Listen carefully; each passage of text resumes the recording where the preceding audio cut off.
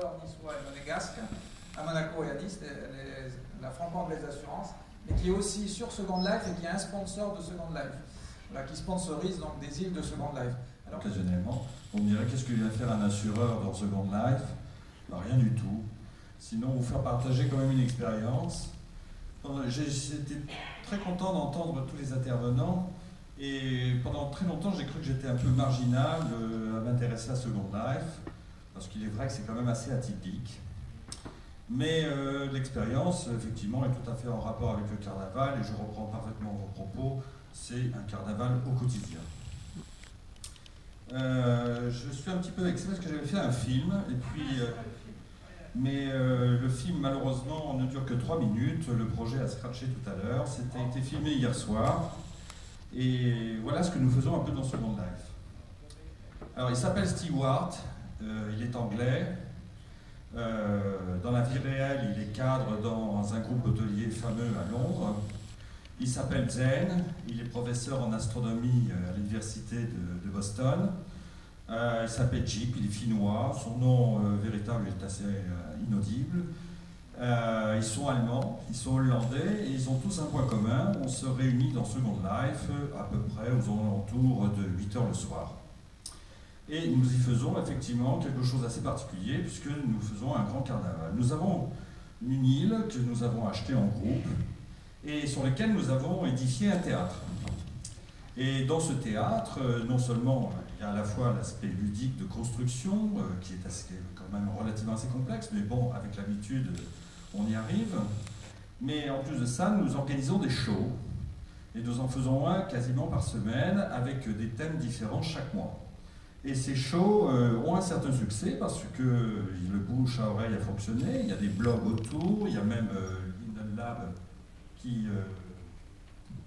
Linden Lab qui s'est intéressé un petit peu à l'affaire. Et oui, allez-y. Là, on va voir malheureusement que le théâtre. Malheureusement, oui, le show par lui-même, malheureusement, j'ai été coupé. Voilà, ça c'est le théâtre que nous avons construit. Alors, il est un peu d'architecture victorienne. Il n'a pas évidemment le talent de nos artistes italiens, parce que effectivement, ce que vous faites, c'est vraiment bluffant. Mais nous, on est beaucoup plus modestes que ça. Il ne faut quand même pas oublier que nous sommes tous des socioprofessionnels. Et là, en l'occurrence, c'était le dernier show hier soir, un hommage à Cole Porter, qui est un chansonnier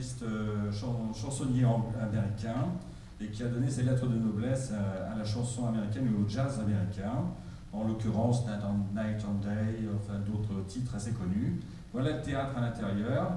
Et nous arrivons à rassembler quasiment en saturant la cime systématiquement à chaque représentation.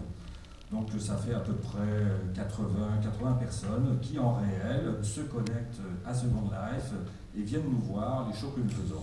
Alors ce qui est très amusant évidemment, et c'est tout l'intérêt de la chose, c'est que c'est le grand défouloir, c'est-à-dire que vous me voyez en costume cravate, eh bien ça n'a plus rien à voir dans Second Life. Nous nous travestissons, nous donnons parfois les apparences de femmes, de drag queen, enfin, etc. C'est vraiment du burlesque et c'est vraiment un gros défouloir, comme je le disais tout à l'heure. Alors, le pourquoi de tout cela, parce que moi, je me suis interrogé quand même pas mal, je me suis dit, mais tu vas pas bien dans la tête. C'est en fait qu'il y a un dénominateur commun, et vous l'avez très bien dit tout à l'heure, c'est une espèce de thérapie individuelle, sans psychiatre.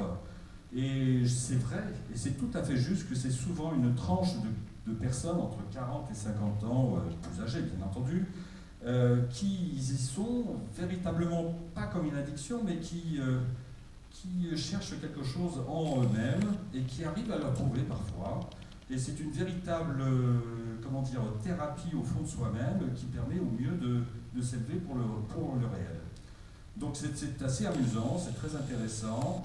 Évidemment, comme vous l'avez dit tout à l'heure exactement, il y a aussi des gens qui sont très malades, qui, parce qu'ils ne peuvent pas bouger, ou ont une mobilité réduite, se confinent un petit peu dans Second Life parce qu'ils y trouvent effectivement un espace de liberté assez colossal. Voilà, c'était pour vous faire partie de cette expérience, hélas. Mais vous pouvez retrouver un petit peu ce que nous faisons. Alors voilà, ça c'est Stewart que vous avez vu tout à l'heure. Vous avez vu, il n'a pas l'apparence d'un jeune homme. Il se déguise en femme, et il adore ça. D'ailleurs, il coûte une fortune en toilette. Absolument. Et bon, c'est vraiment très amusant. Voilà. Et je voulais vous faire partager ça.